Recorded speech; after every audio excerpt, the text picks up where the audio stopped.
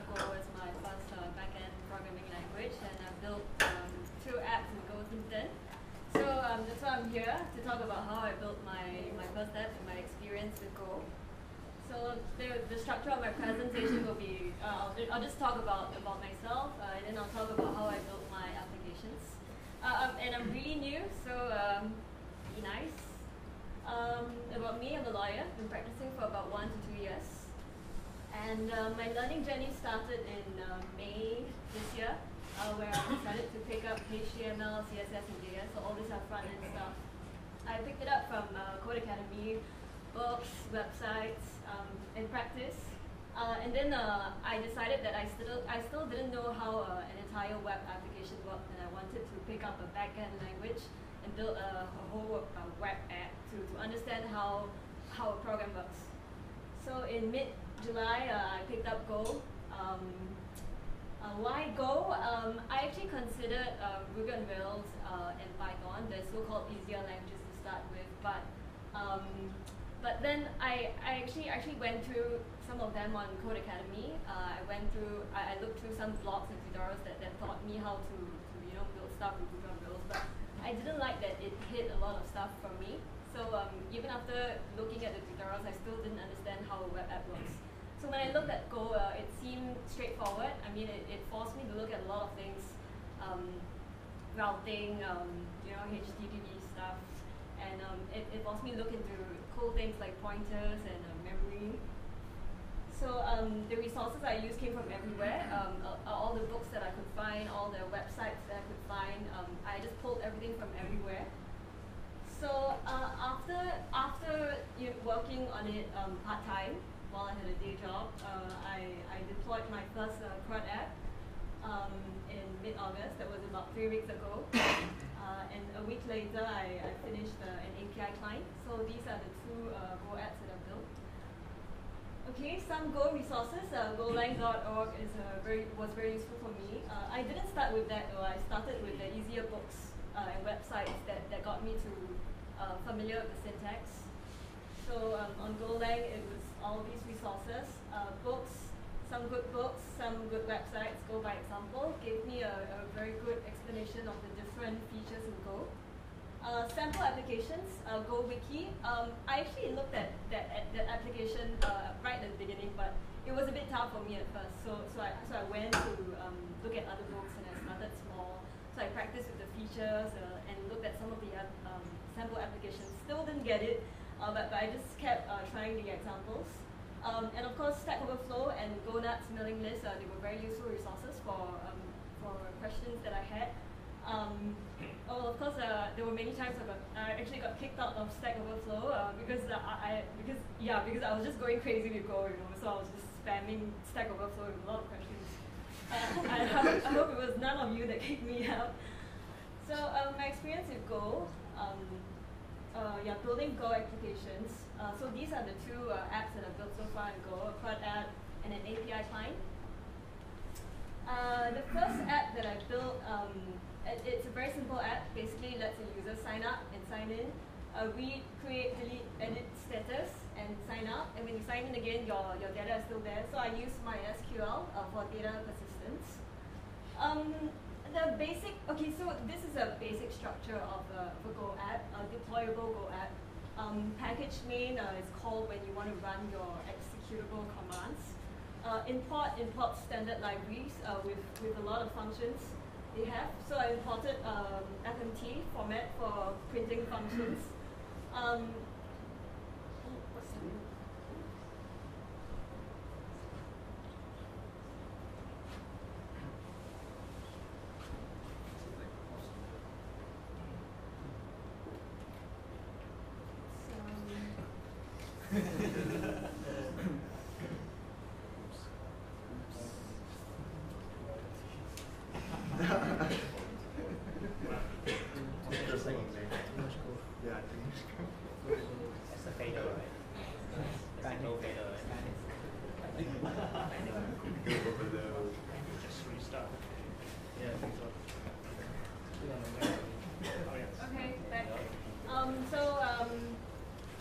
handler is your handler that prints hello world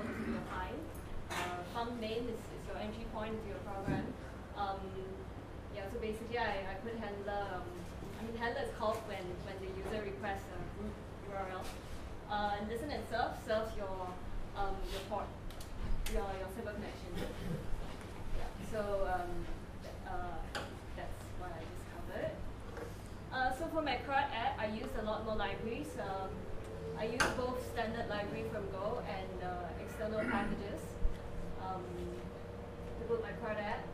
I use data structs to structure my data. So structs in Go are what we use to organize fields of different type. It lets you organize your data in a certain way. So I decided to structure it this way. User has a user ID, username, password, and pose. And pose is of type array pointers to pose struct. So this forms the skeleton of my CRUD app. So a sample database function looks like this. This one reads the status from my SQL database. If you look at res and in the two brackets and string, it's actually what I want as a return result.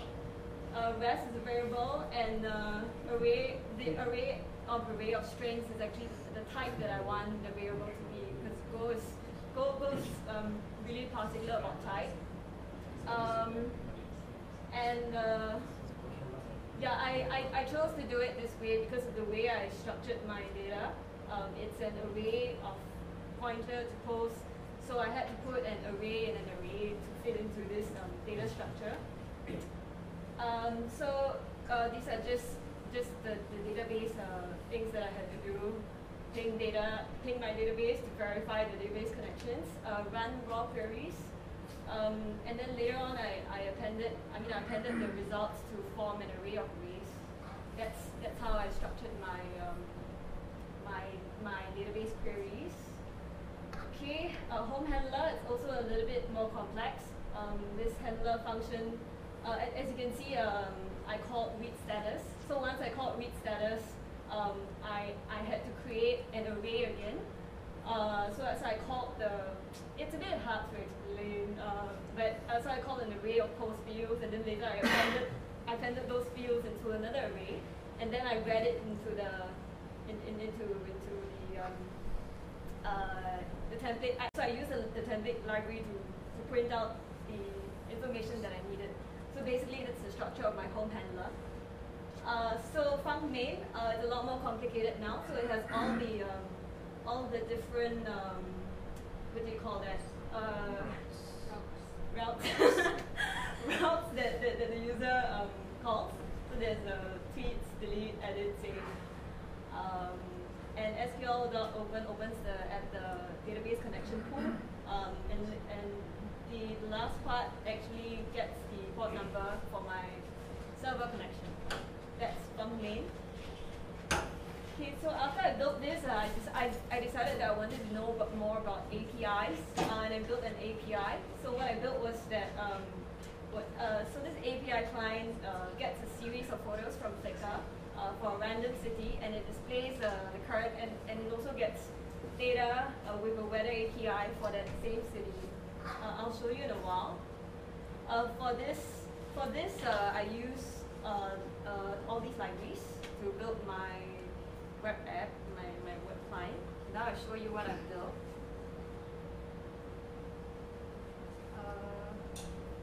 Right, so this is my API client. If you click next city, it shows you I'm not logged in. Just choose another. You make this. Okay. Let me just quickly do this.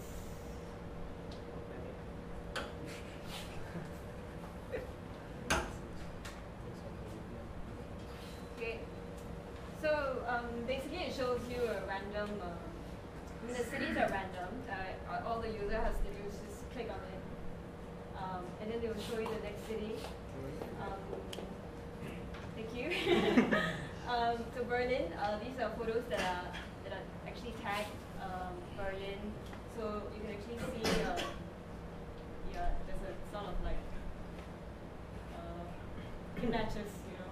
So Edinburgh. So the weather data is also current. It's a very, very simple client. I enjoyed building this because I got to play around with the math random library. I got to play around a bit with the arrays, and then I got to figure out how to.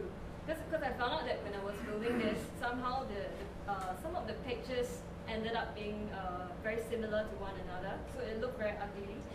And I think it's because when my API client gets the photos from Flickr, they get it in sequence.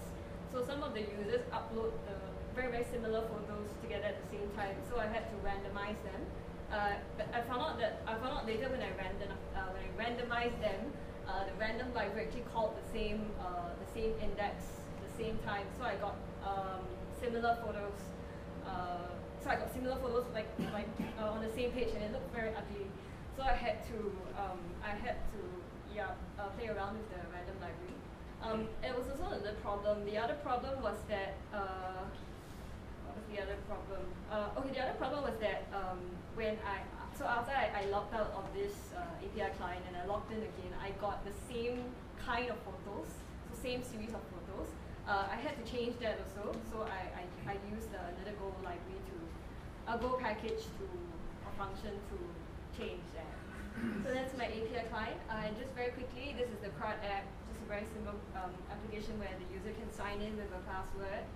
Once sign in, you can edit or delete. So you enter your post here, and then you can sign up. So this is what I've built the past month. It was fun. It showed me how, it actually gave me a better understanding of how web app works. Yeah, and that's all for my presentation.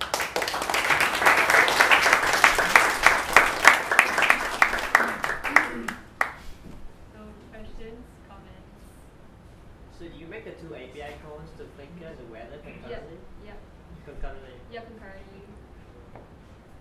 Did you have any coding experience before? No. Like I said, I started on Code Academy in May. Like pure coding. Before this, no experience with any other language. Yeah. That's interesting. You're a very fast learner. Yeah. Seriously. Cool. Actually, you Very haven't cool. built anything when you attended the last meetup, right? So remember you said like I'm working on something, but you haven't like written anything when you came to the last meetup, right? Yeah. So it was interesting. In August.